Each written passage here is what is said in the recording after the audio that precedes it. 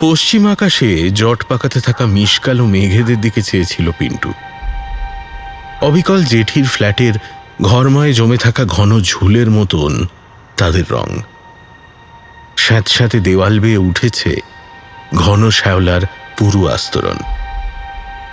আদ্যিকালের 10 তলার এই ফ্ল্যাট বাড়িটার প্রকোষ্ঠগুলো দিয়ে ক্রমাগত একটা ভ্যাপসা বাতাস বেরোতেই থাকে, যেন ইটের ফাঁকে ফাঁকে জমে আছে বহুদিনের পচন।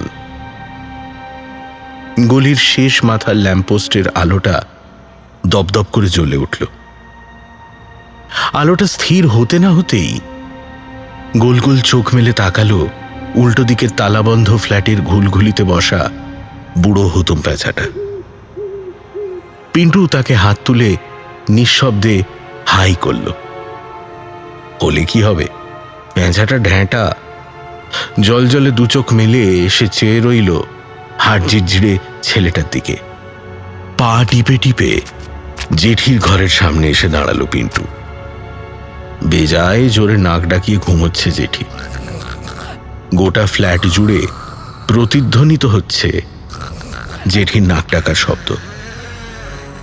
কখনো মনে হয় কেউ করাত চালাচ্ছে প্লাইউডের ওপর, কখনো বা মনে হয় ভাঙা ডিজেল ইঞ্জিন বোধহয় কাশি তুলছে। শব্দটা হঠাৎ থেমে গেলেই বুক ধড়াস করে ওঠে পিন্টুর। এই বুঝি উঠে পড়ল। তারপর আবার ঘর ঘর ঘর ঘর কানে এলে নিশ্চিন্ত হয় সে। জেঠির ঘরের দরজার পাশ দিয়ে সন্তর্পণে উঁকি মারে পিন্টু। বছর 7 হাড় জিরজিরে ছেলেটার পরনে ঢলঢলে হাফ প্যান্ট আর স্যান্ডো গেঞ্জি। কণ্ঠির হাড়টা উঁচু হয়ে আছে, পাঁজরাগুলো পরিষ্কার গোনা যায়। হলে কি হবে, উজ্জ্বল 2 চোখে বড় মায়া। পিন্টুর রোগা হাত ধরে টান মারে কে যেন। চমকে ওঠে পিন্টু। ও দিদি। এই মেয়েটা পিন্টু থেকে বেশ খানিকটা বড় হলেও সেও এখনো নেহাত শিশুই। পিন্টুর কানের কাছে মুখ নিয়ে এসে ফিসফিসে বলে, হেই, উকি মারিসনি ভাই, ধরা পড়ে যাবি। জিভ দিয়ে ঠোঁট চাটে পিন্টু। অনেক দিন ধরে তাক করে আছি দিদি, একটুখানি খাবো। বিশ্বাস কর, এইটুখানি। কত দিন চিনি খাইনি। ইতস্তত করে মেয়েটা। পিন্টুর ওপর বড় মায়া পড়ে গেছে এই কদিনে তার। চুপ করে থাকে সে।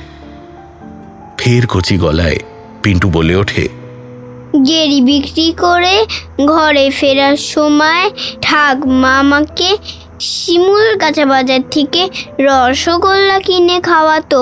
মাঝে মধ্যে বোঁদে, কখনো অমৃতি। মিষ্টি খেতে আমার খুব ভাল লাগে। বুক টনটন করে ওঠে টুপুরের। 7-5 ভেবে নিয়ে খুব ধীরে ধীরে জেঠির ঘরে উঁকি মারে সেও। ঘরে নীলচে বাল্ব জ্বলছে একটা। সেই আলোয় বিশাল পালঙ্কে খাটে হাত পা ছড়িয়ে পড়ে আছে জেঠি। জেঠিকে জড়িয়ে প্যাংলা বৈকুণ্ঠ। তার নাকখানা সে গুঁজে দিয়েছে জেঠির বুকের খাঁজে। গা ঘিন ঘিন করে ওঠে ছোট্ট মেয়েটার। জেঠির বোয়াল মাছের মতো মস্ত মুখটা হাঁ, ঠোঁটের কোণ দিয়ে লালা গড়িয়ে ভিজে যাচ্ছে বালিশ। খাটের পাশের আলনায় ঝুলছে চাবির গোছা। নিঃশব্দে হাত জোড় করে পিন্টু, চোখে আকুতি। ঠোঁটের ইশারায় সে ফের বলে, দিদি। নিঃশব্দে এগোয় মেয়েটা। 1 পা 2 পা। ঘুমের ঘোরে খাবি খায় জেঠি। পাহাড়ের মতো শরীরটা নড়ে উঠতেই সে জমে যায় ফের। তবে তাকে আশ্বস্ত করে সাথে সাথেই আবার শুরু হয় জেঠির নাক ডাকা।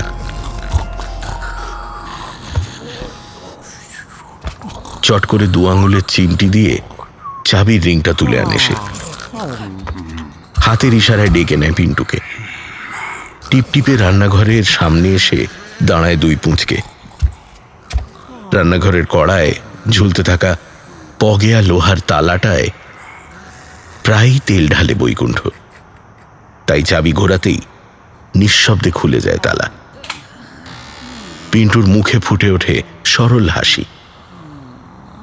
রান্নাঘরে তালা তো নয়, এ যেন গুপ্তধনের সিন্দুকের ডালা।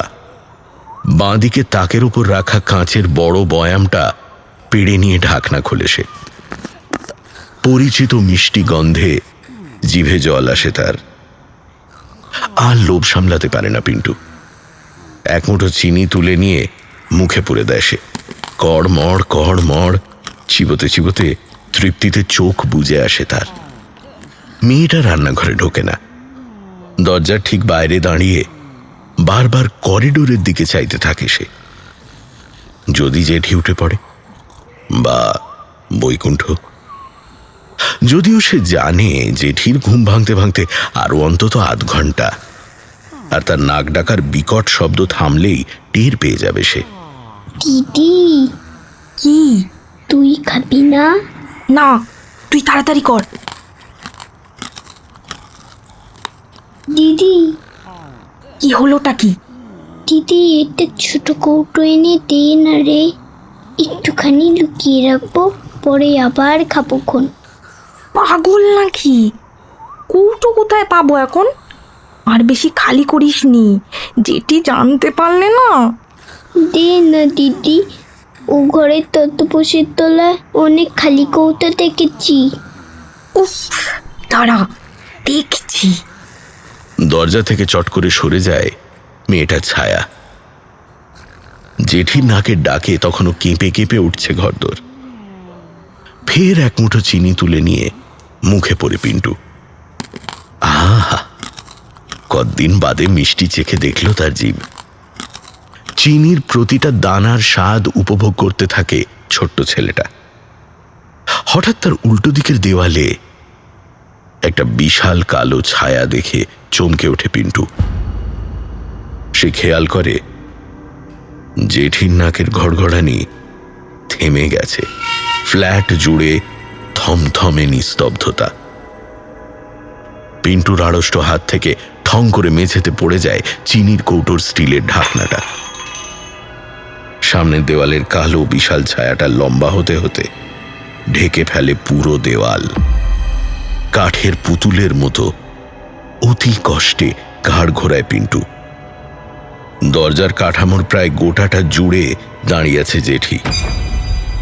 কটা চোখ দুটো আঁধার রাতের ভামবেড়ালের মতো চিকচিক করছে। এই অন্ধকারেও পিন্টুর চোখে পড়ে হালকা গোঁফের রেখার নীলচে হলদে দাঁতের ক্রূর হাসিখানা। জেঠির পেছনে আরো একটা ছায়া, বৈকুণ্ঠ। তার লম্বা হিলহিলে শরীরটা হেলান দিয়ে দাঁড়িয়ে আছে দরজার ফ্রেমে। আমের ফালির মতন সরু মুখে আঠালো হাসি। পিন্টু ঘুরে তাকাতে দেখে জেঠি ছড়া কেটে বলে উঠল, পিন্টু রে পিন্টু। সঙ্গে সঙ্গে পিন্টুকে ভেঙিয়ে সরু গলায় সুর মেলালো বৈকুণ্ঠ। হ্যাঁ জেঠি। চিনি চুরি? না জেঠি। মিথ্যে বলিস? না জেঠি। মুখ খোল দেখিনি।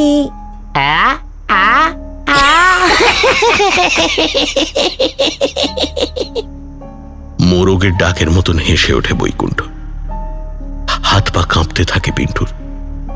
অজান্তেই কাঠ হয়ে যাওয়া কৌটো থেকে মেঝেতে ঝরে পড়তে থাকে চিনি। আর করবো নি জেঠি, ভুল হয়ে গেছে, আর করবো নি। চুপ, একদম চুপ।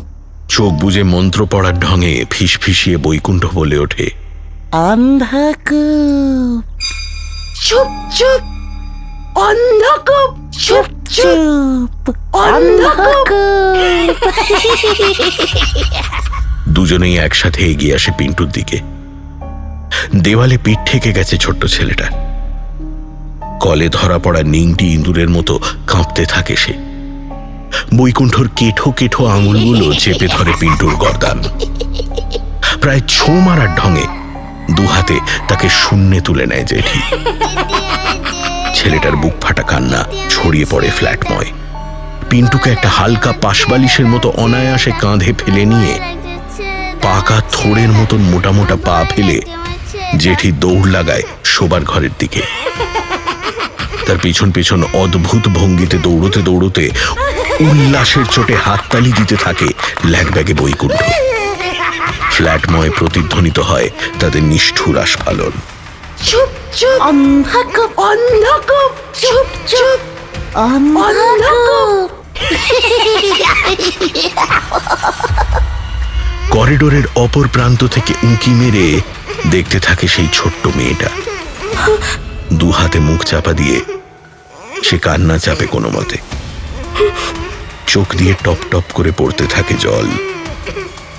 মেয়েটা জানে টু শব্দটিও করার উপায় নেই তার, নইলে ভবিতব্য ওই অন্ধকূপ।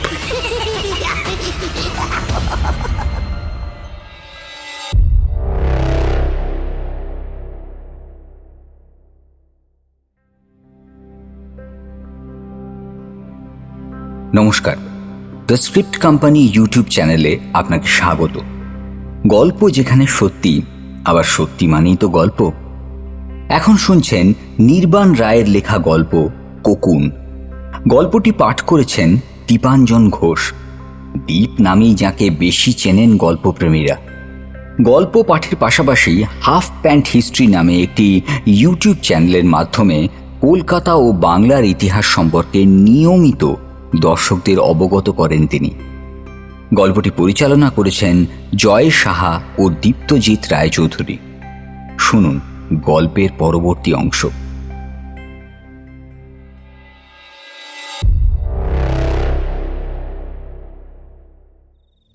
ঝিম ধরা বিকেলটা মরে এলে কলতলা জুড়ে স্যাঁতস্যাঁতে অন্ধকার নামে।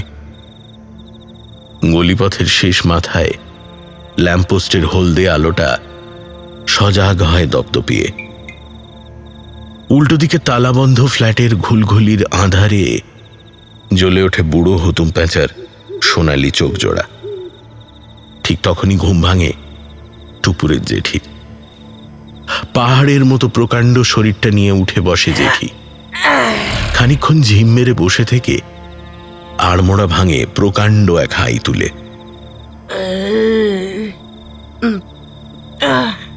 ঢেকুর তোলে জেঠি। কটা চোখে টুপুরকে মাপে। জড়সড় মেয়েটা চায়ের কাপ হাতে দোরগোড়ায় দাঁড়িয়ে। শোবার ঘরে তার ঢোকা বারণ। চৌকাঠ পেরোলেই জেঠির কড়া হাতে থাবড়া খেতে হবে। কানের গোড়ায় জেঠির থাবড়া পড়লে চোখে অন্ধকার দেখে টুপুর। দেওয়ালের টিমটিমে কমলা বাল্বটায় ঘুরে এসে ধাক্কা খেতে থাকে একটা মথ। জেঠির চোখের মণিগুলো কটা, ঠোঁটের ওপর গোঁফের রেখা, নাকে নোলক, হাতে পায়ে লম্বা লম্বা নখ। সেই নখের তলায় ময়লার স্তর। মোটা মোটা পা ফেলে থপথপিয়ে এগিয়ে আসে জেঠি। টিকটিকি ল্যাজের মতো থলথলে হলদে আঙুলগুলো বাড়িয়ে দেয় টুপুরের দিকে। রোগা হাতে টুপুর এগিয়ে দেয় চায়ের কাপ। সন্ধেবেলা ঘুম থেকে উঠেই চা না পেলে জেঠির মেজাজ ঠিক থাকে না। আর জেঠির মেজাজ ঠিক না রাখতে পারলে টুপুরের পিঠের চামড়াও আস্ত থাকবে না। ঘরের কোণে দেওয়ালে হেলান দিয়ে দাঁড় করিয়ে রাখা ঝাউ গাছের কঞ্চিটার দিকে আর চোখে দেখে নেয় টুপুর। তার হাতে পায়ে পিঠে লম্বা লম্বা লাল দাগ। জেঠির শাসন। চায়ের কাপে চুমুক দেয় জেঠি। দম বন্ধ করে দাঁতে দাঁত চেপে অপেক্ষায় থাকে টুপুর। চায়ে মিষ্টি যদি একটু এদিক ওদিক হয় তবে রক্ষে নেই। কাপটা প্লেটের ওপর নামিয়ে রেখে জেঠি বলে,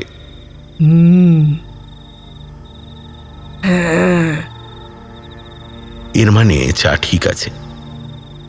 স্বস্তির শ্বাস ফেলে টুপুর। গোঁফে লেগে থাকা দুধের স্বর চাটতে চাটতে দুলকি চালে রান্নাঘরের দিকে এগোয় জেঠি। নিঃশব্দে পিছনে টুপুর। টুপুরের অন্ধকার পাড়ার জীর্ণ বাড়িগুলো থমথমে, নিশ্চুপ। তাদের ফ্ল্যাটটা অনেক পুরনো।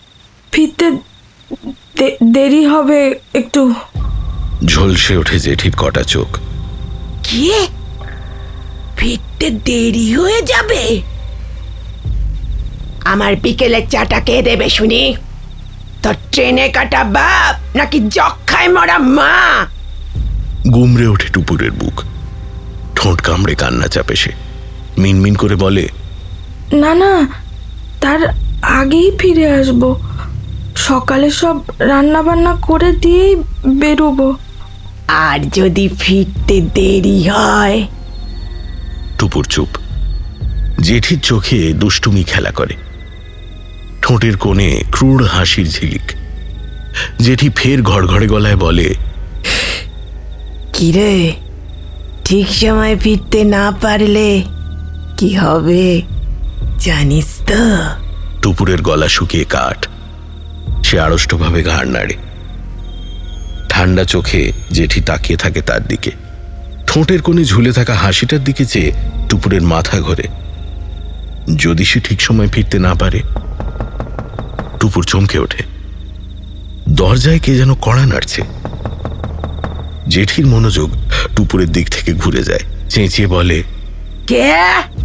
একটা মিনমিনে গলা দরজার ওপার থেকে সাড়া দেয়। আমি গো, খোলো। বৈকুণ্ঠ এসেছে। জেঠির বয়ফ্রেন্ড বৈকুণ্ঠ। তাড়াতাড়ি করে এগিয়ে যায় টুপুর। বৈকুণ্ঠ লোকটা তাল ঢেঙা, সাপের মতো হিলহিলে শরীর তার।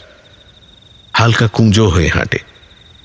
আমের ফালির মতো লম্বাটে মুখে আঠালো হাসি, চোখে ভয়ানক লোভী দৃষ্টি। টুপুর দরজা খুলতে তাকে আপাদমস্তক মাপে বৈকুণ্ঠ। ভরুকুচকে বলে, এই, এত দেরি হলো কেন? হ্যাঁ, কই না তো, কড়া নাড়তেই তো ছুটে এসে খুললুম। দাঁত কিড়মিড়িয়ে উঠে থাপ্পড়ের ভঙ্গিতে হাত তোলে বৈকুণ্ঠ। ফের মুখে মুখে তক্ক? হ্যাঁ, ফের মুখে মুখে তক্ক করছিস? থাপড়ে দাঁত নাড়িয়ে দেবো, দেখবি? বৈকুণ্ঠ, ওসব ছেড়ে দিক পানে আয় দেখিনি। হ্যাঁ বলো। সুরসুরিয়ে এগিয়ে যায় বৈকুণ্ঠ। কাল কি হবে জানিস? অবাক হয়ে জিজ্ঞেস করে, কাল কি হবে? কাল আমাদের টুপুর দেবী স্কুলের খেলায় নাম দিয়েছে। বলেছেন ফিরতে দেরি হবে। আমি চায়ের কথা জিজ্ঞেস করতে বললেন, তার আগেই নাকি উনি চলে আসবেন। তবে তার আগে যদি উনি ফিরতে না পারেন তাহলে কি হবে বৈকুণ্ঠ? অন্ধকূপ।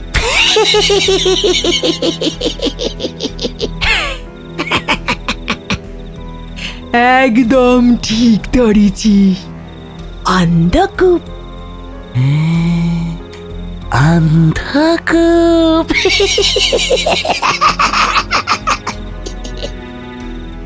ক্ষুধার্ত বন বেড়ালের দৃষ্টিতে দুজনে একই সাথে ফিরে তাকায় টুপুরের দিকে। হাতের চেটো ঠান্ডা হয়ে যায় টুপুরে। ঢোক গেলে সে।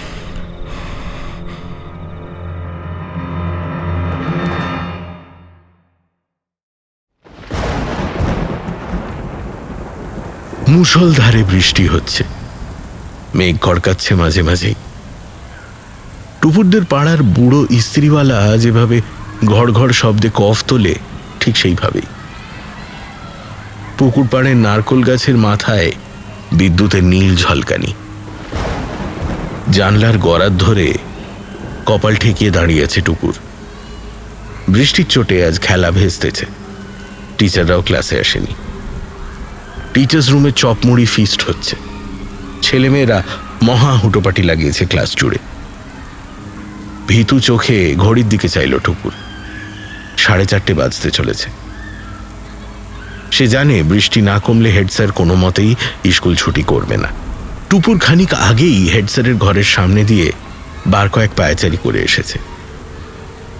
মোটা কাঁচে চশমা পরা রাশভারী মানুষটা মাথা নিচু করে এক মনে কিছু একটা লিখে চলেছেন। টুপুর সাহস করে বলে উঠতে পারেনি কিছুই। আজ টুপুর যদি তাড়াতাড়ি বাড়ি ফিরতে না পারে তবে কপালে তার অন্ধকূপই নাচছে। অন্ধকূপের কথা ভাবতেই টুপুরের রক্তে বরফকুচি বইতে থাকে। দম বন্ধ করা একটা ভয় তার বুকে চেপে বসতে থাকে। জেঠির ঘরের উত্তর দেওয়ালের ওপর দিকে কাঠের পাল্লা দেওয়া একটা চৌকো খোপ আছে। একটা ছোটখাটো মানুষকে সেখানে অনায়াসে পুরে দেওয়া যায়। ভেতরে যত রাজ্যের নোংরা আর পোকামাকড়ের বাসা। পিন্টুর কথা মনে পড়ে গেল টুপুরের। পিন্টু তাদের ফ্ল্যাটে কাজ করত, টুপুরের চেয়েও খানিকটা ছোট। পিন্টু থুথুড়ে ঠাকুমা হাজিপুর বাস স্ট্যান্ডের বাজারে গেঁড়ি বেচতে আসত। পিন্টুও ঠাকুমার আঁচল ধরে ধরে হাজির হতো সেখানে। খুব গরিব ওরা। বৈকুণ্ঠ পিন্টুর ঠাকুমাকে বলেছিল, তা তোমার নাতিকে কাজে দেবে? ভালো ঘর, কিন্তু খেতে পড়তে দেবে। মাস গেলে তোমাকে 500 টাকা দিয়ে যাব, বুঝলে? ভারী কাজ কিছু নেই, ওই 5 মাস খাটবে, এই আর কি। পিন্টুর ঠাকুমাও ফোকলা মুখে হেসে বলেছিল, বাপ মা মরা ছেলি, 3 কুলে কেউ নেই। আমি কবে বলতে কবে হুশ করে মরে যাব। দিশান বাবু, আপনাদের দয়ায় যদি ছেলেটার একটা হিল্লে হয়। ছোটখাটো চেহারার পিন্টু ভারী চটপটে ছিল। পিন্টু আসতে টুপুরের কাজের বোঝাও খানিকটা লাঘব হয়েছিল। বাচ্চা ছেলেটাকে খুব স্নেহও করত সে। পিন্টুকে ভাই বলে ডাকত টুপুর। সেই পিন্টু একদিন লোভে পড়ে চিনি চুরি করে খেয়েছিল। জেঠি আর বৈকুণ্ঠ মিলে বেধড়ক মেরেছিল তাকে। বাচ্চাটার কান্না দেখে অস্থির হয়ে উঠলেও অসহায় টুপুর কিছুই করতে পারেনি। পিন্টুকে স্রেফ মেরেই ক্ষান্ত হয়নি তারা। ঢ্যাঙা বৈকুণ্ঠ অন্ধকূপের দরজা খুলতেই বেরিয়ে এসেছিল ডেলা ডেলা অন্ধকার। জেঠি দুহাতে ছোট পিন্টুকে চাগিয়ে গুঁজে দিয়েছিল সেই অন্ধকার গর্তে। পিন্টু প্রাণপণে হাত পা ছুঁড়ছিল, চিৎকার করছিল। লাভ হয়নি কোনো। চিৎকার করলেই বা শুনছেটা কে? তাদের পাড়ার মোটা মোটা দেওয়ালের ফ্ল্যাট বাড়িগুলোর বেশিরভাগই ফাঁকা খাঁ খাঁ করছে। বাকিগুলোতেও যত রাজ্যের বুড়ো হাবড়া পঙ্গু আর পাগলের বাস। অন্ধকূপের দরজা এঁটে দিয়েছিল বৈকুণ্ঠ। জেঠি টুপুরকে ঘেঁটি ধরে টানতে টানতে হিড় হিড় করে ঢুকিয়ে দিয়ে এসেছিল তার ঘরে। সেখান থেকেও পিন্টুর ক্ষীণ ফোঁপানির শব্দ শুনতে পাচ্ছিল টুপুর। 24 ঘন্টা পর যখন নিস্তেজ ছেলেটাকে অন্ধকূপ থেকে জেঠি আর বৈকুণ্ঠ মিলে ধরাধরি করে বের করে আনে, তাকে দেখে চিনতে পারেনি টুপুর। গায়ের রং ফ্যাটফ্যাটে সাদা, শরীরের সব রক্ত যেন কিসে শুষে নিয়েছে। গায়ে চাকা চাকা দাগড়া দাগড়া কিসের দাগ, ফোলা ফোলা ঢিপির মতন। বৈকুণ্ঠ সামান্য চিন্তার সুরে বলেছিল, হ্যাঁ গো, এ ব্যাটা যে মোটে নড়াচড়া করছে না, এই কি করি এখন? কালো মিশমিশে একটা তেঁতুলে বিছে পিন্টুর কপাল বাইছিল। যেটি খপাত করে সেটাকে মুঠোবন্দি করে দু হাতে রোগড়ে রোগড়ে মেজলে ফেলে ঠোঁট উল্টে বলেছিল, কি আবার করবি? ভাগারে ফেলে দিয়ায় যা। ওই দেখো, হতচ্ছাড়ি মেয়েটা আবার হুঁকি মেরে দেখছে। দৌড়টা দিয়াই দেখিনি, যা তাড়াতাড়ি কর। টুপুরের মুখের ওপর জেঠির শোবার ঘরের দরজাটা বন্ধ হয়ে যাওয়ার আগে সে দেখেছিল পিন্টুর গায়ে চাকা চাকা ফোলা ঢিপিগুলো ফেটে কি যেন বেরিয়ে এসেছে। ভিজে ছোলার মুখ দিয়ে যেমন কল বেরোয় ঠিক তেমন। সেগুলো আবার অল্প অল্প নড়ছিল। সেদিন থেকে পিন্টুর কেউ খোঁজও করেনি। ও ঠাকুমাটাও বোধহয় আর বেঁচেনি। একদিন স্কুল যাওয়ার পথে হাজিপুর বাজারে ঢু মেরেছিল টুপুর। পিন্টুর ঠাকুমা যেখানে গেঁড়ি নিয়ে বসত তার জায়গায় এখন একটা ভুঁড়িওয়ালা লোক উবু হয়ে আলু বেচে। আজ যদি ঠিক সময় টুপুর ফিরতে না পারে, তার পরিণতিও হয়তো পিন্টুর মতোই হবে। ব্ল্যাকবোর্ডে চোখ পড়ে টুপুরের। শেষ পিরিয়ডে ছিল জীবন বিজ্ঞান। গোটা গোটা অক্ষরে স্যার লিখেছেন, লার্ভা থেকে পূর্ণাঙ্গ মথে রূপান্তরের মধ্যবর্তী পর্যায়কে বলা হয় পিউপা বা কোকুন। লার্ভার শরীর ঘিরে তৈরি হওয়া আবরণ বা কোকুন ফাটিয়ে আত্মপ্রকাশ করে পূর্ণাঙ্গ মথ। শব্দগুলো যথারীতি টুপুরের চাঁদি ছুঁয়ে বেরিয়ে গেল। সারাদিন জেঠির ঠ্যাঙানির চিন্তায় চিন্তায় ক্লাসের কিচ্ছুটি মাথায় ঢোকেনি টুপুরের। যদি খুব দেরি হয় তাহলে আজ আর টুপুর ফিরবে না, পালাবে। অবশ্য পালিয়েও বা কোথায় যাবে? বৈকুণ্ঠ বেটা থানায় কি সব কাজ করে, পুলিশের সাথে ভালো হাত আছে। টুপুর আর কদ্দূর পালাবে? বৈকুণ্ঠ ঠিক পুলিশ লাগিয়ে ধরে নিয়ে আসবে তাকে। দুরু দুরু বুকে আকাশ পাতাল ভাবতে থাকে সে। করিডোরে এলোমেলো পায়াচারি করতে করতে ক্লাস 11-এর দরজার পাশে এসে থমকে যায় টুপুর। ক্লাস 11-এর ছাত্র ভুলোদাকে টুপুরের খুব ভালো লাগে। ভালো লাগার কারণও একটা আছে বটে। ভুলোদা খুব ভালো গল্প বলতে পারে। ভুলোদার মুখ থেকে গল্প শুনতে শুনতে সবকিছু যেন সিনেমার মতো দেখতে পায় টুপুর। পর পর সব দৃশ্যগুলো যেন চোখের সামনে ভেসে ওঠে। এত কিছুর পরও স্কুলে আসার একটা অন্যতম কারণ হলো ভুলোদার গল্প শোনা।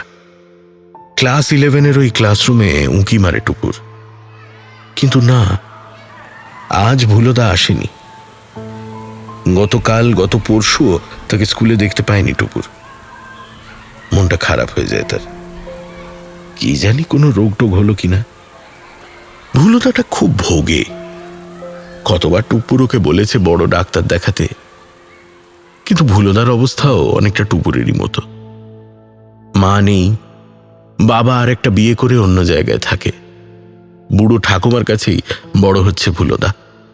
কে দেখবে ওকে? বাইরে তখন আকাশ কালো হয়ে এসেছে। স্কুলের পাশে জলা থেকে জলফড়িংগুলো তাই দেখে লাফালাফি শুরু করেছে। অনেকগুলো জলফড়িং দেখে টুপুরের মনে পড়ে যায় ভুলোদার মুখ থেকে শোনা একটা গল্পের কথা। ভুলোদা এই গল্পটা বলার আগে অবশ্য বলেছিল, এটা ঠিক গল্প না বুঝলি, সত্যি ঘটনা। না না না না না, সত্যি ঘটনাই বা বলি কিভাবে? এর তো কোনো প্রমাণ টমান আর অবশিষ্ট নেই। ধরে নে এ হলো এক রকমের মিথ বা লেজেন্ড। ভুলোদার থেকে শোনা সেই গল্পটা যেন পেয়ে বসে টুপুরের। শিহরণ জাগে পুরো শরীরে। সে গল্প ভোলার নয়, কারণ সেই গল্পের মধ্যেই তো টুপুর বেঁচে আছে। ভুলোদা ওকে বলেছিল, এই যে স্কুল থেকে কিলোমিটার খানেক দূরে একটা টাউনশিপ রয়েছে যেখানে টুপুর থাকে। পশ্চিম পাড়ার মাঠটা ক্রস করলেই, খালপোলটা ক্রস করলেই যে বড় বড় বিল্ডিংগুলো শুরু হয়েছে, এখন আর লোকজন খুব একটা থাকে না। বিল্ডিংগুলোরও দশা ভগ্ন প্রায়। বেশিরভাগ বিল্ডিংই এখন খালি পড়ে আছে। কিছু কিছু ফ্ল্যাটে স্রেফ তারাই থাকে যাদের আর কোথাও যাওয়ার জায়গা নেই। বুড়ো হাবড়া, হাবা গোবা, ঝর্তি পড়তি গরিব মানুষ, চোর ডাকাত ক্রিমিনাল গাঁজাখোরদের আড্ডা। তা এই টাউনশিপটা গড়ে ওঠার পেছনে একটা গল্প আছে। এলাকার বয়োজ্যেষ্ঠদের মুখে খানিকটা শোনা, আর বাকিটা নাকি ভুলোদা পেয়েছে জেলার প্রাচীন ইতিহাস নিয়ে ঘাঁটাঘাঁটি করতে করতে। অনেক অনেক বছর আগে এই টাউনশিপের জায়গায় ছিল ঘন জঙ্গল, বড় বড় গাছ, সেগুন, শাল, অর্জুন। জমি খুব উর্বর। এই জঙ্গলকে ঘিরে 3-4টে গ্রাম ছিল। বেশ কিছু লোকজনের বাড়িঘর, ক্ষেত খামারও ছিল। এই জঙ্গলের বৈশিষ্ট্য ছিল অন্য জায়গায়। এই জঙ্গলের ভেতরে নাকি একজন খুব জাগ্রত দেবীর মন্দির ছিল, দেবী সলভী, যার নাম আগে কখনো না টুপুর শুনেছে না ভুলোদা। পরে পুরনো পুঁথিপত্র নিয়ে ঘাঁটাঘাঁটি করার পর ওর নাম নাকি জানতে পারে ভুলোদা। ভুলোদা এখনো লাইব্রেরিতে যায় নিয়ম করে। সেখানেই এইসব বিষয় পড়াশোনা করে। পরে খোঁজ খবর করতে গিয়ে গ্রামের বয়স্কদের মুখে ভুলোদা শুনেছিল দেবী নাকি ছিলেন ভারী জাগ্রত। তাকে কেমন দেখতে তা নিয়ে নানা জল্পনা আছে। অনেকে বলে দেবী নাকি স্বয়ং এক বিশালাকায় পতঙ্গের মতনই দেখতে। আবার কেউ কেউ বলে শরীর এক অসাধারণ সুন্দরী মানবীর মতো, কিন্তু হাত পায়ের জায়গায় ধারালো দাঁড়া আর পিঠ জোড়া বিশালাকার ডানা। দিনের বেলা তিনি ওই জঙ্গলের গহীনে লতাপাতার ঘুঁজির মধ্যে বা কোনো সুপ্রাচীন ও সুবৃহৎ গাছের কোটরে বা মাটির তলায় গর্ত করে লুকিয়ে থাকেন। রাতের বেলা তিনি নাকি সাঁই সাঁই করে ডানা মেলে উড়ে বেড়াতেন এই জঙ্গলকে কেন্দ্র করে। তিনি নাকি গ্রাম পাহারা দিতেন। কোনো অন্যায়, দুর্বলের উপর অত্যাচার, বিশেষ করে ছোট ছেলে মেয়েদের উপর হওয়া নির্যাতনকে বড় ঘৃণা করতেন দেবী। তার আরও একটা বৈশিষ্ট্য ছিল, কীট পতঙ্গদের মারলে দেবী ভারী রুষ্ট হতেন। গ্রামের এখানে কেউ কোনো কীট পতঙ্গকে মারত না। এমনও নাকি ইনস্ট্যান্স আছে যে জঙ্গলে কাঠ বা পাতা কুড়োতে গিয়ে কাউকে জোঁকে ধরেছে, সে সেই রক্তচোষা জোঁককে অতি কষ্টে ছাড়িয়ে মেজলে বা নুন ছড়িয়ে মেরে না ফেলে সযত্নে গাছের পাতায় বসিয়ে দিয়ে এসেছে।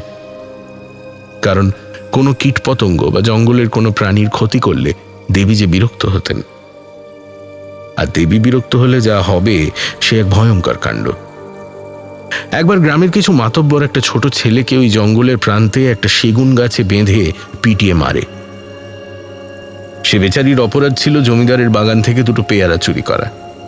খিদের জ্বালায় সে বেচারি অরফেন ছেলে দুটো মাত্র পেয়ারা কুড়িয়েছিল জমিদারের প্রকাণ্ড বাগান থেকে, আর তাকে নৃশংস শাস্তি দেয় ওই নরপশুর দল।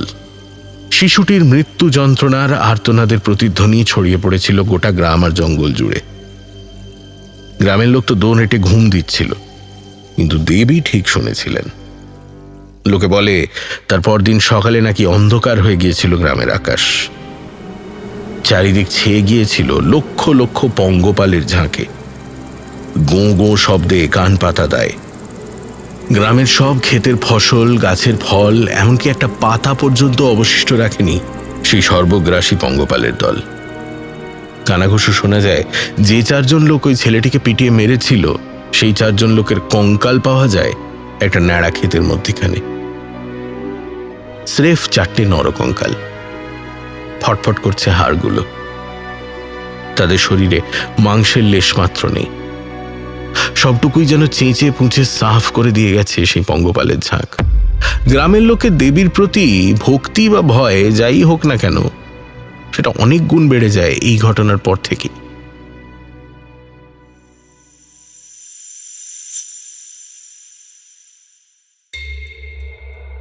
তারপর এভাবেই চলছিল, কাটছিল দিন। কিন্তু নগরায়নের ছোঁয়া ততদিনে কড়া নাড়তে শুরু করেছে গ্রামের দোরগোড়ায় এসে। আশেপাশে 3-4টে গ্রামের মাথারা, মানে যারা বড় বড় জমির মালিক ছিলেন, তারা বেচে দিতে শুরু করেন তাদের জমি। গড়ে উঠতে থাকে কাঠচেরাইয়ের কল। শহর থেকে বড় বড় যন্ত্রপাতি লরিতে চাপিয়ে নিয়ে আসা হয়। মধ্যখান থেকে গ্রামে গ্রামে বহু মানুষ ঘর ছাড়া হয়। তারা ছড়িয়ে ছিটিয়ে পড়ে জেলার বিভিন্ন প্রান্তে। অনেকে চলে যান কলকাতা শহরে দুমুঠো ভাতের আশায়। গ্রামের আশেপাশে যত গাছপালা ছিল তার সমস্ত কেটে ফাঁক করে দেওয়ার পর সেই টিম্বার মার্চেন্টদের নজর পড়ল দেবীর জঙ্গলের দিকে। তাদের মতলব টের পেয়ে নাকি যারা জমির মালিক ছিলেন তারা ততদিনে ভাগলবা বিনা বাধায় কাজ শুরু করে দিল। তারা মড়মড়িয়ে উপড়ে নিতে থাকে গাছ, নির্বিচারে হত্যা করতে থাকে পশু পাখিদের। দেবী সলভীর থানটিকে নাকি তারা গুড়িয়ে দেয়, মিশিয়ে দেয় মাটির সাথে। জনশ্রুতি আছে এই জঙ্গলের গভীরে প্রবেশ করার পর ঠিকাদারের লোকেরা প্রকাণ্ড পূর্ণবয়স্ক মানুষের সাইজের কোকুন ঝুলতে দেখেছিল গাছের ডাল থেকে। চমকে গিয়েছিল তারা, এত বড় মথ বা প্রজাপতিও হয়? কালো চামড়ায় মোড়া কোকুনগুলো ছিঁড়ে মাটিতে নামাতে সেগুলো ফুঁড়ে বেরিয়ে এসেছিল অদ্ভুত কিছু প্রাণীর দল। তারা না মানুষ না পতঙ্গ। বিকৃত তাদের চেহারা, বিকৃত তাদের ভাষা। সে ভারী উদ্ভট। তারা আদৌ ক্ষতিকারক কি না সে নিয়ে ভাবনা চিন্তা করার আগেই নির্বিচারে শুরু হয় তাদের নিধন। আমাদের সাধারণ বোধে যা কিছু নর্মাল নয়, যা বিসদৃশ, কুৎসিত, তাকে কুপিয়ে দাও, পুড়িয়ে ফেলো, থেঁতলে মারো পায়ের নিচে। সভ্যতার আদিকাল থেকেই তো মানুষ এই একই অত্যাচার চালিয়ে আসছে। শোনা যায় দেবীর সেই সন্তানদের এক রাতের মধ্যে মেরে কেটে জ্বালিয়ে নিশ্চিহ্ন করে দিয়েছিল ঠিকাদারের গুন্ডারা। জঙ্গল কেটে লরি ভর্তি করে কাঠ বোঝাই করে পাঠিয়ে দাও শহরে। ফাঁকা হয়ে যাওয়া জমিতে ধীরে ধীরে গড়ে উঠেছিল কলকারখানা, আর কলকারখানার সাথে সাথে কোয়ার্টার ফ্ল্যাট এবং ফাইনালি এই টাউনশিপ।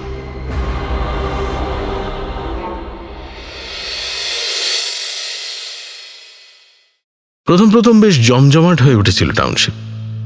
হাততালে প্রচুর লোকজন কাজের সন্ধানে বিভিন্ন জায়গা থেকে এসে জুটতে থাকে এখানে। কেউ শ্রমিক, কেউ হিসাবরক্ষক, কেউ স্কুল শিক্ষক, কেউ ইঞ্জিনিয়ার, কেউ বা আবার পুলিশের পেয়াদা। বলাই বাহুল্য যে সাথে তাদের পরিবার পরিজনও এখানে এসে হাজির হয়। খুব অল্প সময়ের মধ্যেই টাউনশিপটাও হয়ে ওঠে জমজমাট। কিন্তু দেবীর অভিশাপ নাকি হঠাৎই থমকে দিয়েছিল এই টাউনশিপের বৃদ্ধি। তবে শোনা কথা যে কয়েক দশক নির্বিঘ্নে কাটার পর কোন এক মহামারীতে উজাড় হয়ে যায় অর্ধেক টাউনশিপ, বন্ধ হয়ে যায় বেশিরভাগ কারখানা। দু একবার মালিকানার হাত বদল হয়ে কারখানা চালানোর চেষ্টা করা হলেও সেই আগের মতো রমরমা অবস্থায় তারা কখনোই ফিরে যেতে পারেনি। ধীরে ধীরে বাসিন্দারা টাউনশিপ ছেড়ে যেতে শুরু করে। তাদের ছেলে মেয়েদের পাঠিয়ে দেয় অন্যত্র। বয়স যাদের তখনও ছিল তারা নিজেরা অন্যান্য জায়গায় চলে যায় কাজের আশায়। একমাত্র রয়ে যায় কিছু অসহায় বুড়ো হাবড়ার দল, পঙ্গু, পাগল এবং এমন এক শ্রেণীর মানুষ যাদেরকে ভালো ভাষায় বলা যায় স্ক্যাভেঞ্জার্স, মানে বেঁচে থাকে কুড়িয়ে বাড়িয়ে খুঁটে খেয়ে। চুরি, ভিক্ষা, চিটিংবাজি, মানুষের অনিষ্ট কোনো কিছুতেই তারা পিছপা নয়। এই পরিত্যক্ত ও নোংরা টাউনশিপ হয়ে ওঠে তাদের সেফ হেভেন। ভোরের সূর্য খবরের কাগজে প্রায়ই দেখা যায় প্রতিবেদন বেরোচ্ছে। কে কাকে খুন করে ভাসিয়ে দিয়েছে খালের জলে, পরিত্যক্ত ফ্ল্যাট বাড়িতে বৃদ্ধের মৃতদেহ উদ্ধার, কিশোরীকে জোর করে তুলে নিয়ে গিয়ে যাকে। মুদ্রা কথা হলো এখনো অনেক পুরনো বাসিন্দা বিশ্বাস করেন স্বয়ং দেবী আজও এই টাউনশিপে বিরাজ করেন। বটসত্ত্ব গর্জিয়ে যাওয়া পরিত্যক্ত ফ্ল্যাট বাড়িগুলোর আনাচে কানাচে, মাটির তলায়, সুড়ঙ্গের গভীরে, বন্ধ কারখানার গুদাম ঘরের ভিতরে এখনো তিনি বাস করেন তার ছানাপোনা নিয়ে। তার অভিশাপেই এই টাউনশিপ ভেঙে পড়েছিল তাসের ঘরের মতো।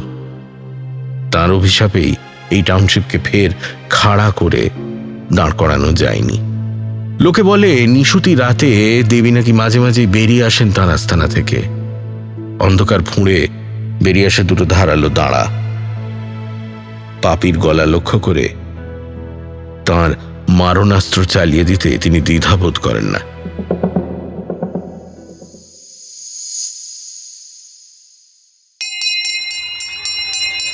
ঘোর কাটে টুপুরের। জানলার বাইরে কালো মেঘ বৃষ্টির খেলা আর জল ফড়িংগুলো তিড়িং বিড়িং দেখতে দেখতে কখন যে ভুলোদার বলা গল্পে হারিয়ে গিয়েছিল টুপুর। টুপুরের ভাবনার জাল ছেড়ে ছুটির ঘণ্টা। উল্লাসে ফেটে পড়ে গোটা স্কুল। বৃষ্টি শেষমেশ ধরেছে, কিন্তু আকাশ এখনো থমথমে। ছেলেমেয়েরা বেরোনোর জন্য মহা হুড়োহুড়ি শুরু করেছে। বেঞ্চ উল্টায়, পা থেকে কার যেন চটি ছিটকে যায়। টিফিন বক্স খুলে মেঝেময় ছড়িয়ে পড়ে মুড়ি চানাচুর। টুপুরকে ধাক্কা মেরে ছুটে বেরোয় একটা সন্ডা মার্কা ছেলে। রোগা ভোগা টুপুর হাই বেঞ্চের কোণটা ধরে কোনো মতে টাল সামলায়। তাড়াতাড়ি গেটের দিকে পা চালায় সে। দরওয়ানের ঘরে উঁকি মেরে টুপুর দেখে ঘড়িতে 5:10। জেঠিকে কাঁটায় কাঁটায় 6:45 চা দিতে হলে তাকে 5:30 পৌঁছতেই হবে। দৌড় লাগায় টুপুর।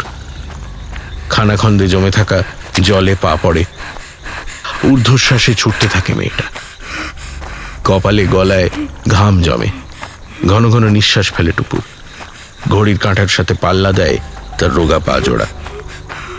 কালচে ছাই রঙা আকাশ আর নির্জন রাস্তায় জ্বলে ওঠা মরা কাতলার চোখের মতো লালচে স্ট্রিট লাইটরা তার দৌড়ে সাক্ষী হয়।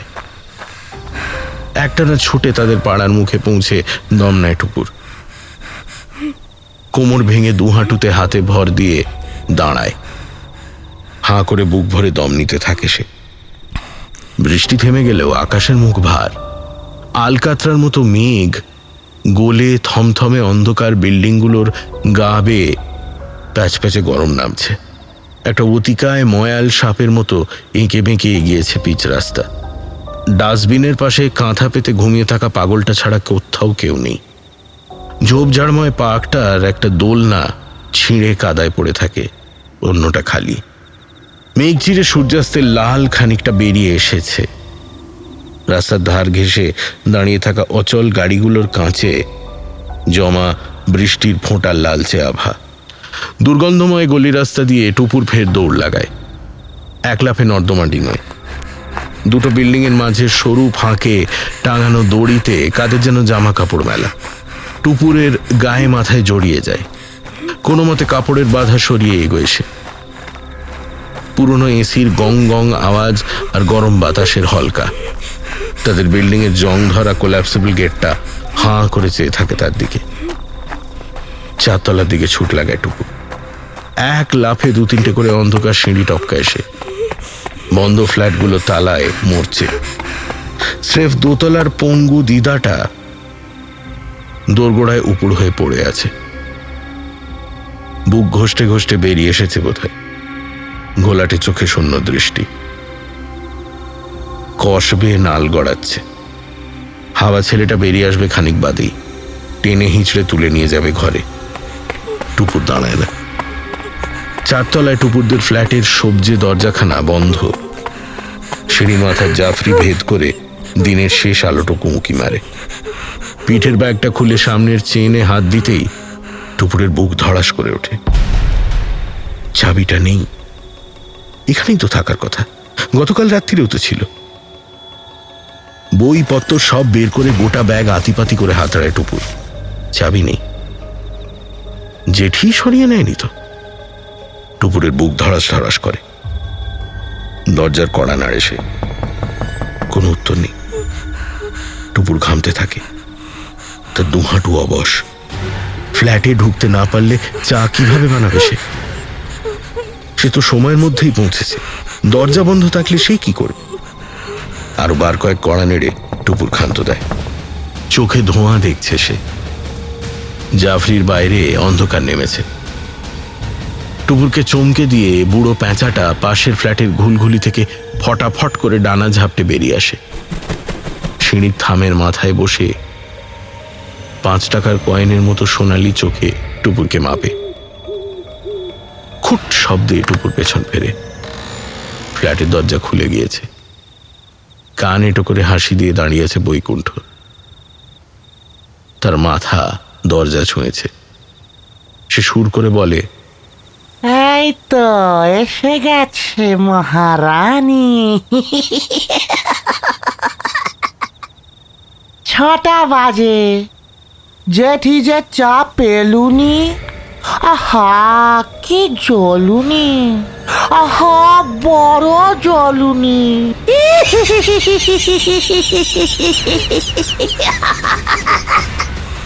টুপুর ঢোক গিলে এক পা করে সিঁড়ির দিকে পিছু হটে।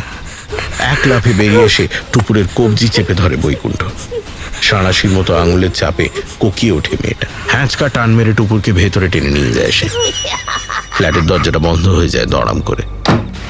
আলো আঁধারি সিঁড়ির চাতালে ধুলোয় পড়ে থাকে টুপুরের ব্যাগ, বই, খাতা আর এক পাটি হাওয়াই চটি।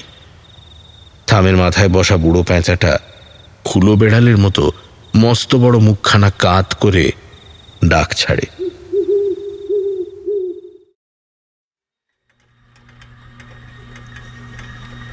আদ্যিকালে সিলিং ফ্যানটা ঘটাং ঘটাং শব্দে ক্লান্তভাবে ঘুরছে। ছোট্ট কমলা আলোটা জেঠির ঘরের অন্ধকারকে আরো গাঢ় করে তুলেছে। দুহাতে টুপুরকে শূন্যে চাগিয়ে তুলেছে জেঠি। অসহায় মেয়েটার মুখে শক্ত করে একটা ন্যাকড়া মাথা, তার দু চোখ বিস্ফারিত। বৈকুণ্ঠ লম্বা লম্বা কেঠো হাতে টান মেরে খুলে ফেলে অন্ধকূপের দরজা। ভেতরের অন্ধকারটা যেন জ্যান্ত। ভক করে একটা পচা গরম স্যাঁতস্যাঁতে বাতাস এসে লাগলো টুপুরের নাকে। তাদের ফ্ল্যাটের চিলে কোঠায় ভামের বাসা। টুপুর মাঝে মাঝে লুকিয়ে ভামের ছানা দেখতে উপরে ওঠে।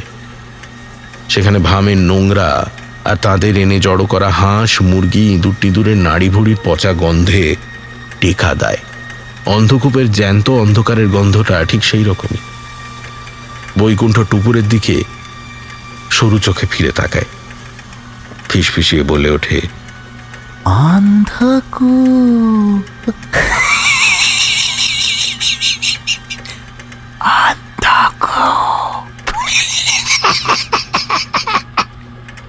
অন্ধকূপ। জেঠির কটা চোখে খেলা করে পাশবিক ফুর্তি। হলদে দাঁতে লোলুপ হেসে জেঠিও ফিসফিসিয়ে সাড়া দেয়, অন্ধকূপ।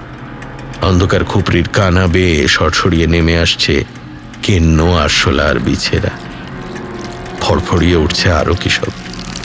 টুপুর ফুঁপিয়ে ওঠে। জেঠির ঠোঁট জোড়া চেটে নিয়ে বলে, অন্ধকূপ। বৈকুণ্ঠ সুর মেলায়, অন্ধকূপ। টুপুর গোঙাতে থাকে।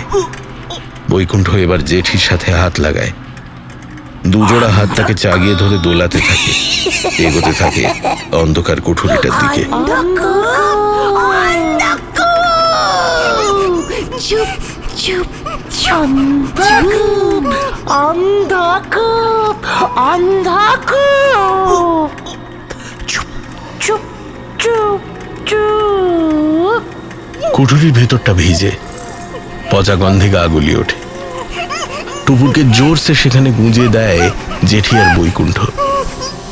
দড়াম করে বন্ধ হয়ে যায় অন্ধকূপের দরজা। ভেতরে ঘুটঘুটে অন্ধকার, এমন অন্ধকার সে কখনো দেখেনি। টুপুরের গা, হাত, পা, মুখ দুর্গন্ধময় চ্যাটচ্যাটে কিছুতে ভর্তি হয়ে যায়। গোঙাতে থাকে মুখ বাঁধা মেয়েটা। হাত পা নাড়ানোরও খাপ নেই। খুপড়িটা একটা লম্বাটে কফিনের মতো। উঠে বসার জায়গা তো নেই, কাত হওয়া অসম্ভব। টুপুরের দম বন্ধ হয়ে আসে। তার সারা শরীরময় কিলবিল করে বেড়াচ্ছে অসংখ্য কাঁটা কাঁটা পা। তার মাথায়, মুখে, হাতে, পায়ে তাদের সুরের স্পর্শ। পা ছুঁতে থাকে টুপুর। তার দুপা মরিয়া ভাবে ধাক্কা দিতে থাকে কুঠুরির কাঠের দরজায়। বাইরে থেকে জেঠি আর বৈকুণ্ঠর চাপা হাসি শব্দ ভেসে আসে। টুপুরকে দেওয়া যন্ত্রণা, তার কান্না, আতঙ্ক আর অসহায়তাকে চেটে পুটে উপভোগ করছে তারা। টুপুরের মাথা ঘুরতে থাকে, নিঃশ্বাস ভারী হয়ে আসে। চিত হয়ে শুয়ে থাকা টুপুরের ঠিক চোখের উপর হঠাৎ দপ করে জ্বলে ওঠে একজোড়া লাল আলো, একজোড়া পুঞ্জাক্ষী। কুঠুরির নিচু ছাদময় দপদপ করে জ্বলে উঠতে থাকে পতঙ্গের চোখ। একটা, আরো একটা, আরো একটা। সবচেয়ে বড় চোখ জোড়া টুপুরের চোখের উপর স্থির। এত বড় চোখ কিসে? এত বড় পতঙ্গ? সেই লাল চোখ জোড়া থেকে বিচ্ছুরিত আলোয় টুপুর দেখে সেই বিকট দর্শন পতঙ্গের মুখে হাঁ, মোটা বড়শির মতো একজোড়া ধারালো দাঁড়াবে লালা গড়ায়। জোনাকির মতো জ্বলতে থাকে অজানা সেই পতঙ্গের চোখ। রানীর আদেশে ঝাঁপিয়ে পড়ে তারা। তাদের মিলিত দংশনে সর্বাঙ্গ জ্বলে যায় তার। নরক যন্ত্রণা ভোগ করতে থাকে ছোট্ট মেয়েটা। তার গোঙানির সাথে তাল মিলিয়ে ঘ্যান ঘ্যানানি ছড়া কাটে বৈকুণ্ঠ। অন্ধকূপ, অন্ধকূপ, অন্ধকূপ, অন্ধকূপ। চুপ চুপ চুপ চুপ। বিষ ব্যথায় ছটফটিয়ে উঠে বসতে যায় টুপুর। খুপড়ির অন্ধকারে কিচ্ছুটি ঠাউর করতে পারে না সে। মাথাটা সজোরে ঠুকে যায় সিমেন্টের দেওয়ালে। তীব্র যন্ত্রণায় চেতনা লোপ পায় তার।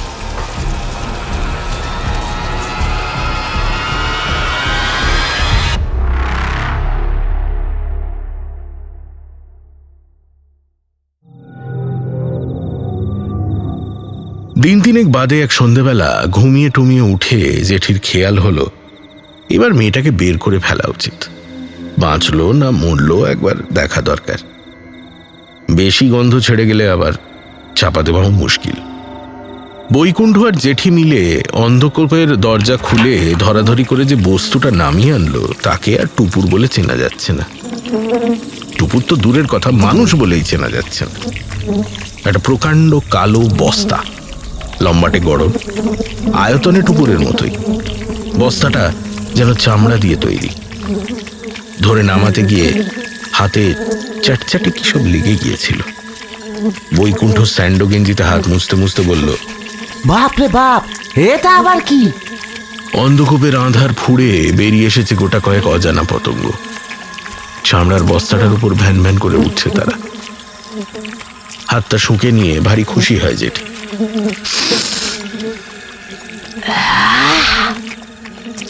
বেশ কড়া গন্ধ তো। যাকে ভালোই হলো, আমাদের আর বস্তা টস্তা জোগাড় করতে হবে না।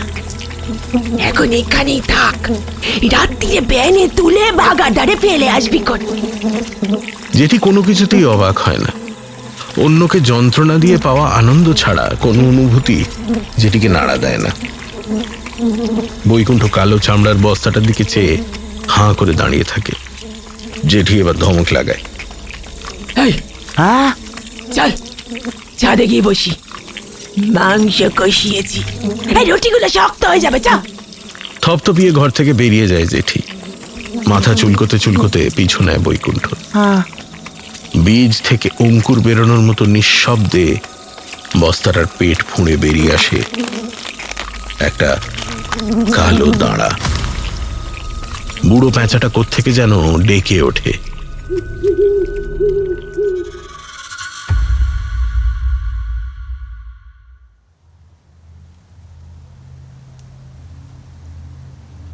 দশতলা ফ্ল্যাটের প্রকাণ্ড ছাদে পিছলে যাচ্ছে ফটফটে জ্যোৎস্না। চটা উঠে যাওয়া ছাদের জায়গায় জায়গায় জমে আছে বৃষ্টির জল। পাড়াটা থমথমে অন্ধকার। দূরে দু একটা বিল্ডিং এর হাতে গোনা কিছু জানলায় টিমটিমে কটা আলো জ্বলছে স্রেফ। একটা অসমাপ্ত পিলারে হেলান দিয়ে বসে জেঠি আর বৈকুণ্ঠ মজে আছে খোশ গল্পে। সামনে রাখা থালায় মুরগির হাড়ের পাহাড়। জেঠি নাকি সুরে বলে ওঠে, জেঠি গো জেঠি, বেরো রে গো, লাগছে গো। বৈকুণ্ঠ খ্যাক খ্যাক করে হাসতে হাসতে পেট চেপে ধরে বলে, আর হাসাসনি রে, হাসাসনি, এবার তো আমি মরে যাবো রে। মুরগির একটা ডানা মুখে পুরে নিয়ে সশব্দে চিবোতে থাকে জেঠি।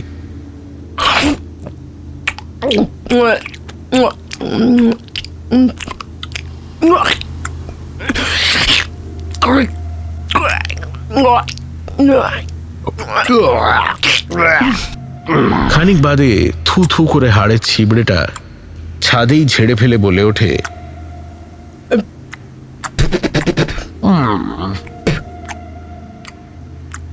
জানিস বৈকুণ্ঠ, এই টাউনশিপটা গজিয়ে ওঠার আগে এই এলাকাটা কেমন ছিল? কেমন আবার থাকবে? ওই জঙ্গল টঙ্গল জলা জমি এইসবই ছিল নিঘাত। তাছাড়া আর কি থাকবে? ছেলেবেলায় ঠাকবার মুখে শুনেছি এসে পাতি পাতি কোনো জঙ্গল ছিলুনি। এই যত ফ্ল্যাট বাড়ি দেখছিস, এক সময়ের সবই নাকি ছিল বড় বড় শাল, গর্জন, কাঁঠাল, কদমে ভর্তি। দুপুরবেলা তো মাটিতে রোদ্দুর পড়তনি। বলছিস? তা এখনো জঙ্গল থাকলেই ভালো হতো। তাহলে তুই যখন তখন গাছে চড়ে বসে থাকতে পারতিস, গরিলার মতো কলা খেতিস। জেঠি কুনুই দিয়ে তার পাঁজরায় একটা গুঁতো মারে। কঁক করে ওঠে সে। ও বাবা রে বাবা। যা বলছি শোন না মুখ পড়া, এসবই আমার ঠাকমার মুখে শোনা। তখন নাকি জঙ্গলের গভীরে একটা ছোট্ট থান ছিল, ইট কাঠ পাথরে গাঁথা, কোনো মন্দির নয়, ডেলা ডেলা কাদা দিয়ে নাকি তা স্তরে স্তরে তৈরি। তার গায়ে ওই নানান গাছ গাছরা লতা পাতা সব জন্মাতো, পাখিতে এসে হেগে দিয়ে যেত, কেউ পোষকের করতো না। তবু নাকি ওই লোকজন সন্ধেবেলা ধূপ টুপ দিত। হ্যাঁ, কাকে রে? মা সলভিকে। কি? কাকে? মা সলভি। সলভ মানে নাকি মথ, মথেদের মা, পতঙ্গদের মা। মথের মা? এই বলছি আবার কি দেবী রে? নয়া আমদানি হলো বুঝি, মথের মা। তারপর শুনবো হাতির পিসে, কুত্তার দাদু, ছাগলের জামাই। তুই পারিস বটে রে।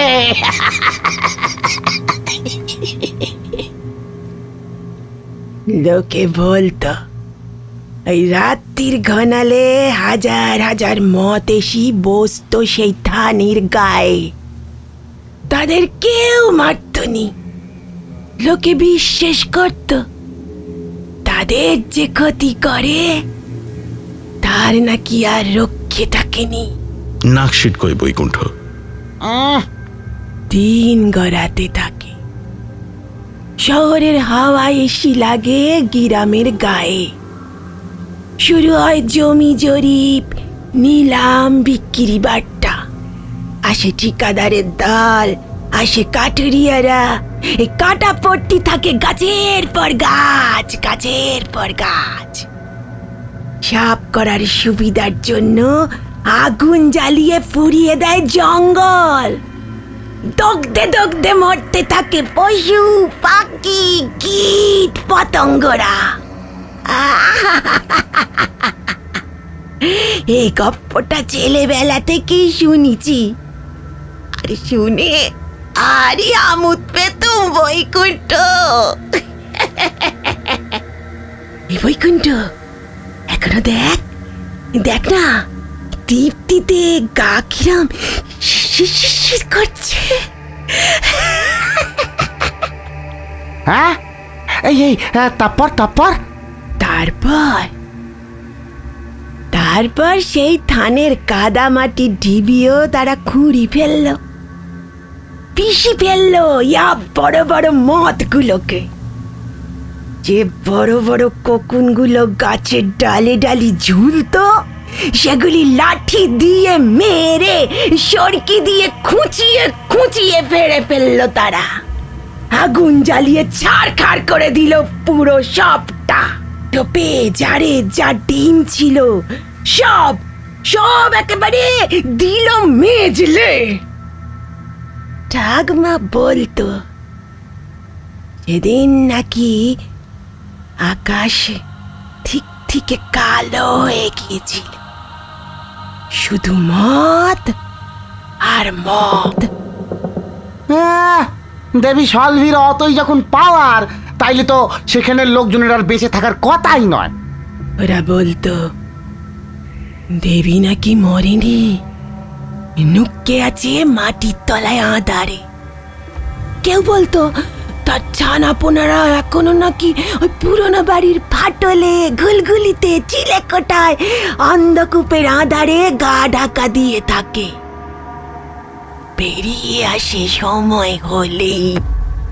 ছাদের নীলচে আলোয় একটা বড় মথ ইতিউতি ফড়ফড়াতে ফড়ফড়াতে উড়ে এসে বসে জেঠির কাঁধে। জেঠি বিন্দুমাত্র সময় নষ্ট না করে দু আঙুলে খপ করে চেপে ধরে সেটাকে। মুহূর্তের মধ্যেই মিজলে দেয় তাকে।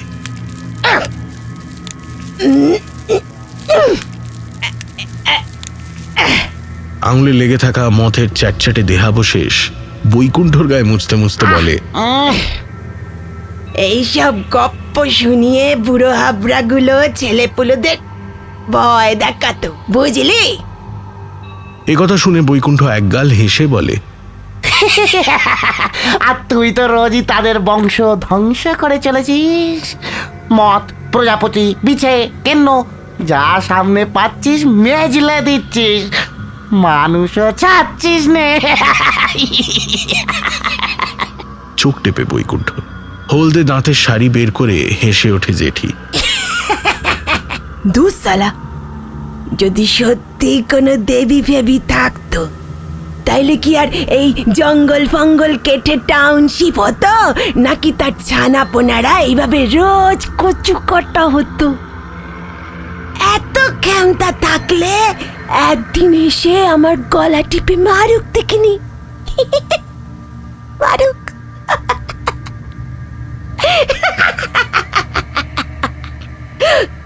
দাবনায় চাপড় মেরে বৈকুণ্ঠ খিক খিক করে হেসে ওঠে।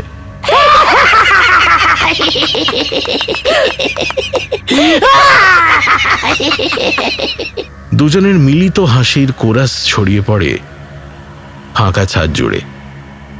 ঠিক তখনই ছাদের দরজার দিক থেকে খুব আস্তে আস্তে একটা শব্দ ভেসে আসে। কান খাড়া করে বৈকুণ্ঠ গ্যালগেলিয়ে বলে, হ্যাঁ, ইঁদুর বোধহয়। আমি ভাবলুম টুপুর বুঝি আবার বেঁচে উঠেছে।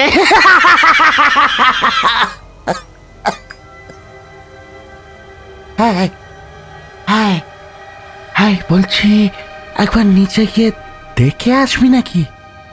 জেঠি আর একটা হাড় আলসের দিকে ছুঁড়ে দিয়ে বলে, ধুর, ও মাল মরে ফাঁক হয়ে গেছে, ফের কাল সকালে দেখবো কোন।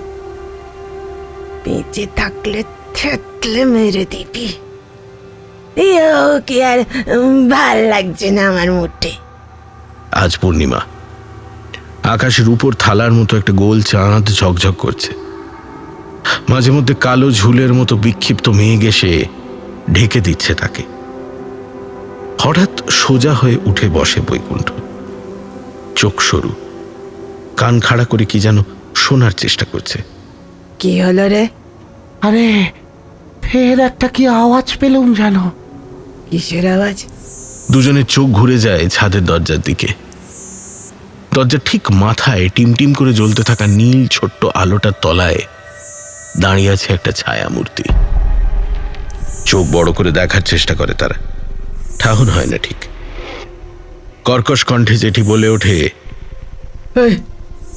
কে বে? এক পা দুপা করে এগিয়ে আসে সেই মূর্তি।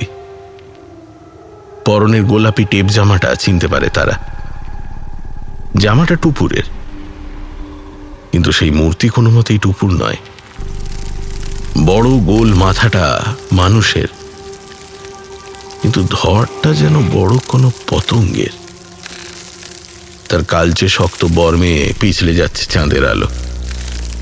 সুতির নরম জামা ছিঁড়ে শরীরের দুপাশ দিয়ে বেরিয়ে এসেছে 3 জোড়া কাঁটাওয়ালা দাঁড়া। গোল গোল নিষ্পাপ চোখ দুটোর জায়গায় এক জোড়া লাল টকটকে পুঞ্জাক্ষী। ঠোঁটের দুপাশ দিয়ে নেমে এসেছে ধারালো ম্যান্ডিবল। গা মাথায় জায়গায় জায়গায় এখনো লেগে আছে কালো চামড়ার আস্তরণ, কোকুনের অংশ বিশেষ। বৈকুণ্ঠর মুখ হাঁ, চমকায় না জেঠি, তার ধাত শক্ত। হাতের মুঠোয় একটা আদলা তুলে নেয় সে। বিশাল আকৃতি পতঙ্গটার ম্যান্ডিবল জোড়া সাঁড়াশির মতো নড়ে ওঠে, লালা ঝরে ক্রমাগত। পাশেই পড়ে থাকা একটা লোহার রডে বৈকুণ্ঠর হাতের মুঠো শক্ত হয়। পোষা কুত্তার তৎপরতায় দাঁতে দাঁত চিপে এসে ছুটে যায় প্রাণীটার দিকে। হাতে উদ্যত তরবারির মতো ধরা লোহার রড। কিন্তু তাকে স্পর্শ করতে পারে না বৈকুণ্ঠর হাতের অস্ত্র। ধারালো দাঁড়ার কোপে মুহূর্তে ধর থেকে আলগা হয়ে ছিটকে যায় বৈকুণ্ঠর মাথা। গড়িয়ে গড়িয়ে এসে থামে জেঠির পায়ের কাছে। ম্যামত আকার দেহখানা নিয়ে উঠে দাঁড়ায় জেঠি। তার কপালে চাপ চাপ ঘাম। এতক্ষণে সে ভয় পেয়েছে। তার বুক ধড়াস ধড়াস করে। এতকাল বাচ্চাদের ভয় দেখিয়ে যন্ত্রণা দিয়ে আমোদ পাওয়া জেঠি তবে এতদিনে ভয় পেয়েছে। ডান হাতে আদলাখানা শক্ত করে ধরে পিছু হটে সে। শাসাতে থাকে, আমার কাছে আসবি না চুপুর একদম। মনে নেই তোর না? হাত পা বেঁধে একেবারে চড়ে ফেলে দিয়ে আসবো আবার। চুপুর দূরে থাক, থাক বলছি, চুপুর কাছে আসবি নে। বিশাল আকার পতঙ্গটার পিঠের উপর খুলে যায় দুজোড়া মস্ত ডানা। কালচে ডানার উপর হলদে চোখের নকশা। বাতাসে ভেসে ওঠে সে। আতঙ্কিত জেঠি পিছন ফিরে থপ থপ করে দৌড় লাগায়, কিন্তু যাবে কোথায়? সামনেই ছাদের আলসে। পালানোর রাস্তা বন্ধ। বাতাস কেটে গোঁ গোঁ শব্দে উড়ে আসে সেই পতঙ্গ। দাঁড় কাকের ইঁদুর ছানা ধরার মতো করে ছো মেরে তুলে নেয় জেঠিকে। ছাদ ছাড়িয়ে শূন্যে উড়ান দেয় তারা। হাত পা ছুঁড়তে থাকে জেঠি। অনেক অনেক নিচে শুনশান রাস্তায় কটা কুকুর জড়ো হয়ে চেঁচাতে থাকে প্রাণপণে। বুক ফাটানো গগনভেদী চিৎকার শোনা যায়।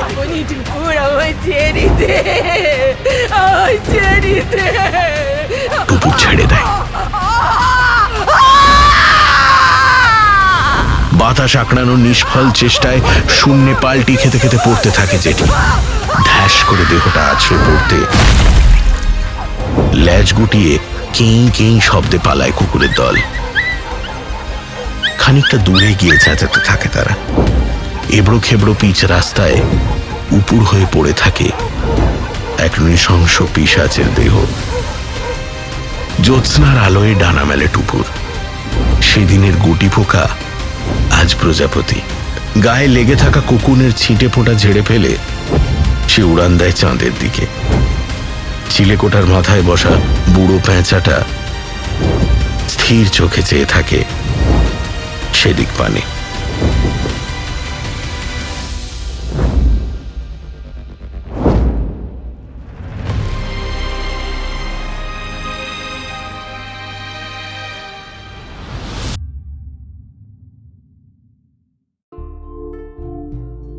এতক্ষণ শুনছিলেন লেখক নির্বাণ রায়ের লেখা গল্প কোকুন।